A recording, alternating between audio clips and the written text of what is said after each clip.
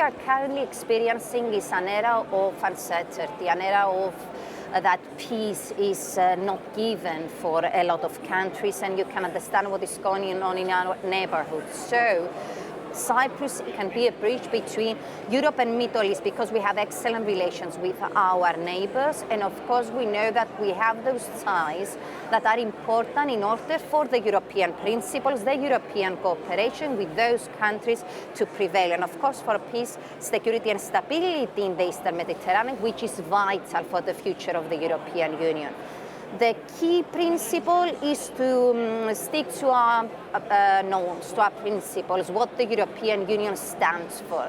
And do not forget that, because we can understand that there are a lot of interests, but we cannot have double standards, what we represent and what we believe. That is why now, with the discussion that is held about the security and the defense, what we are saying, and actually we put a resolution about it, is that we need to have a clear position about any third country that wants to collaborate, very simply, with the European Union has to cherish the same norms and principles, to follow the same procedures as any other member states. This is, I think it has to be clear, especially on those very fragile moments that the Cyprus and the European Union and all the countries they are currently experiencing.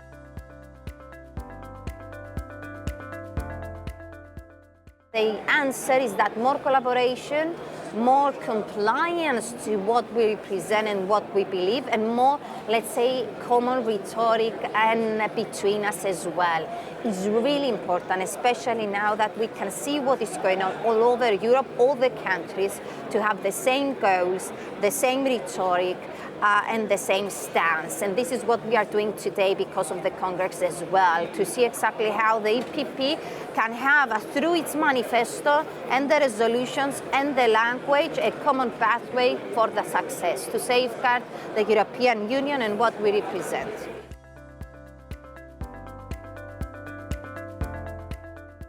There are a lot of positive signs in several European countries, like in Poland, where they have proposed a new legislation for same-sex marriage. Latvia has elected a gay president. On the other hand, there are parts of Europe that has challenges.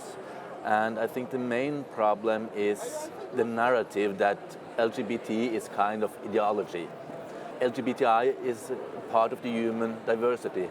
And I'm very, very glad that we both, in the electoral manifesto of EPP in Bucharest, was very clear on united in diversity, and also that this is confirmed here in Valencia in the resolutions, saying that diversity and equality for all people are a part of the way of European living.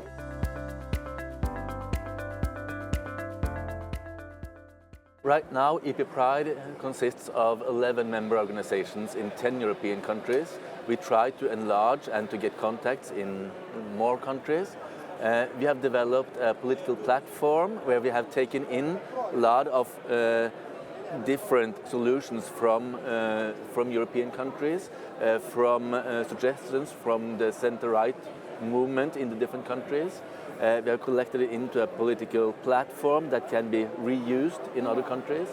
We are very lucky and have had a very good cooperations with you in the Martens Center to make out position documents regarding the LGBTI issues, which I think is very, very good and definitely readable for all the EPP parties. And right now we have started a new work where we try to collect how the center-right movements have been doing LGBT issues on the local level, because we see that in communities, in cities, there are a lot of discrimination, there are difficulties on different levels, and how to deal with it on local politic level is very important. So that's our next step in working with these issues. And of course we are available for all the EPP parties to give them advice, to tell them how things have been done in other countries. Of course, it can't be copied directly, but you can have ideas and you can have things that you can adapt in your way.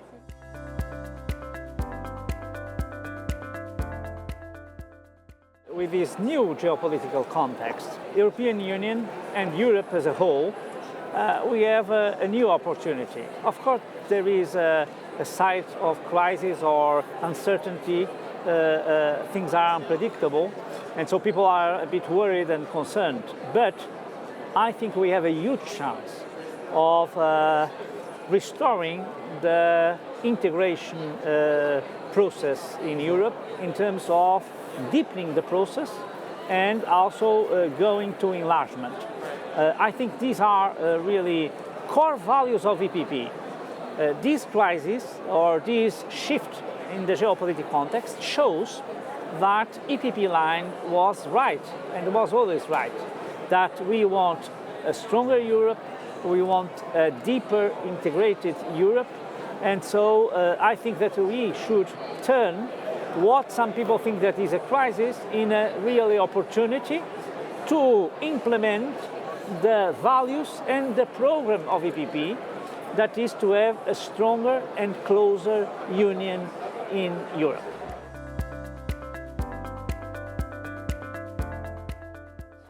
We need really to look at the rest of the world. And this means that we need to look at South America and Central America, Latin America, and here Mercosur agreement is decisive. Then we should look at India and Asia, Indonesia, ASEAN, China, Japan, South Korea. So we should also look at these markets, especially try to have, I think it will be very important, a commercial agreement with India and with some countries of ASEAN, and then never forget Africa, because Africa and Europe, they are in the same vertical line in the globe, and so they are strategic partners. There are huge opportunities in Africa. If we invest there and if we set a closer relationship with them, even problems like we have with migration and so on can also be solved. So I wouldn't identify only one region. I would say that we should not be so concentrated and focused only in Europe, in our internal problems.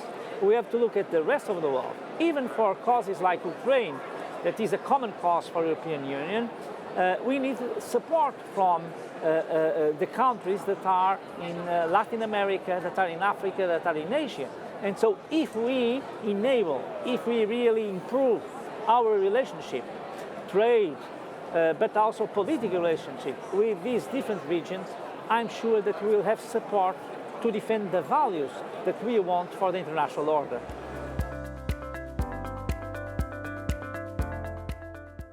First of all, the EU, and especially the leaders coming from the EPP within both EU institutions as well as the member states, have to close a gap that exists, and that is the gap between commitment and delivery. A gap that has been there for many years now when it comes to the Western Balkans, and a gap that is related to the EU's very clear commitment that the place of the Western Balkan nations, all 6 of them, is as full members of the European Union. We say that this is our interest as nations, as a region, but also very much in the strategic interest of the European Union.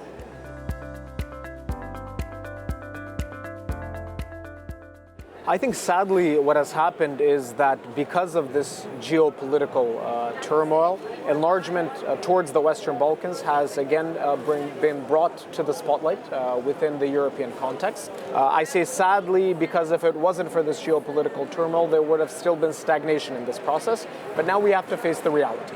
And Europe has become very aware that it is now a strategic imperative to bring these nations into the European Union, for many reasons, related to both trade, economic reasons, but also the political security context of European stability in the long term. When it comes to my nation specifically, we have a very rare geographic position. We are a nation that is at the crossroads of 2 very important European corridors, both Corridor 8 and Corridor 10, corridors for which we have committed significant investment as a government, but which are also of key, as I said, political security significance for the European Union. And in that sense, our future is common, our geography is common, our interests when it comes to trade are common, but we also need to see a very clear commitment to this common future, having our country become a member of the European Union as soon as possible.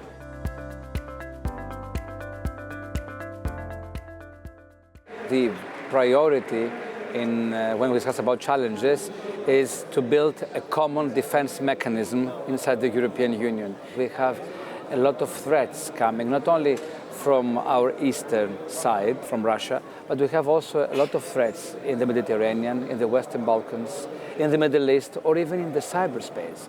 That means that Europe needs to move forward and start the real discussion about, let's say, the establishment of a European military mechanism. And I'm not discussing about something that will be ready to fight or to organize wars outside European territories. No, I'm talking about a true European mechanism that will be able to preserve and protect our core values, our principles, and especially all the ideas our people and our states are standing for. Therefore, I'm very happy that the Greek Prime Minister, Mr. Mitsotakis, is one of the first leaders that have talked about the strategic autonomy of Europe and the necessity to discuss the soonest possible towards that direction.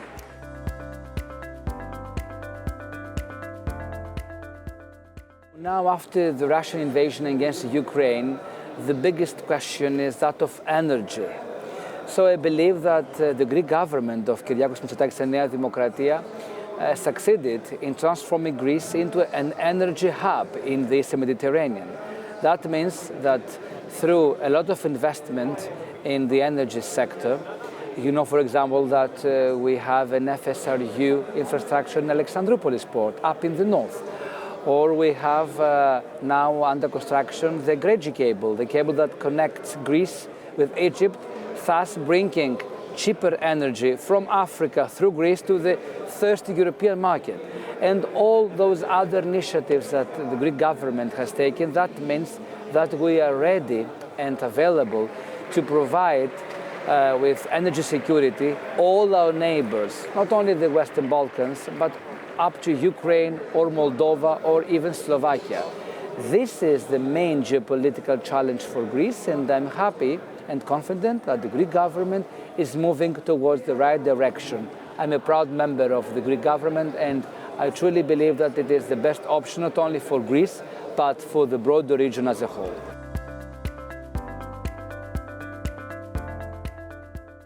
As a new president of the group, obviously I want all the group to be involved and to get more excited about the work. And of course I want Committee of the Regions to be useful. So we definitely have to work more also outside. So I want to have committed members who are excited, and then a good cooperation with the Parliament, with the Council, and of course back home also in the city levels. And when we talk about the topics, of course the next MFF is something we definitely work on. Cohesion policy is in the heart of the European Union, and of course in the heart of the local and regional leaders. Mm-hmm. So that is the main topic when we look at the issues.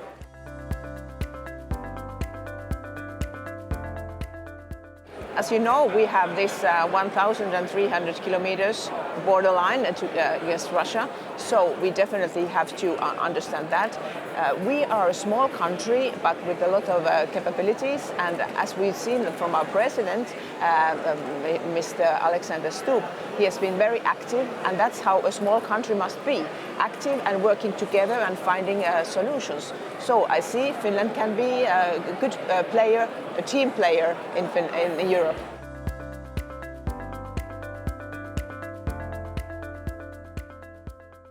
How we distribute news and how we discover the news, everything has changed in the past recent year. I think AI, it's positive innovation. I don't want to be pessimistic. I try to be optimistic, but we have to put human in the center. We need to have a vision, human in the loop, and all the control must be by human. And of course, we have to reinforce the trust of citizens in the media system, because to build a trust, it takes over years, but to destroy a reputation of a media system takes 1 minute only. It's really easy now to create a fake news, a deep fake. It's not possible to not discover what are used or modified by AI and what not. The citizen has to know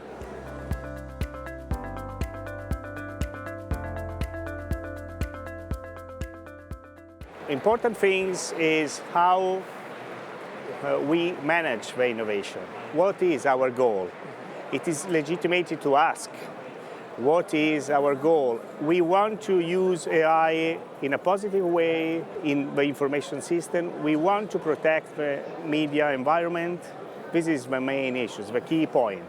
And as I told you before, I think the most important thing is to know what is product by human and what is not, what is by algorithm.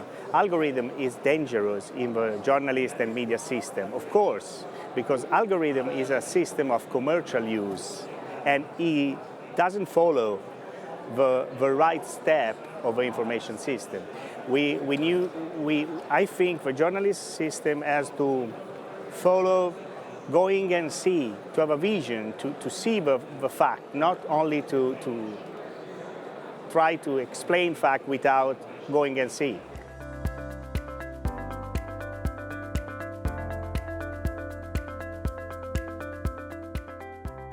I think there are two main aspects. The first aspect is the regulation, and Europe is doing well with the AI Act. Try to have a human vision of AI, a human control of AI to reduce the power of an over-the-top system. And the second step is try to have a positive impact on nudging on the editorial system, for example, to have an ethical code in the news area. I think the nudging is the most important aspect in the journalist and editorial system, because you have to convince yourself, you have to do better and to tell better people how you are working about news and how deeply and how critical is the journalist matter.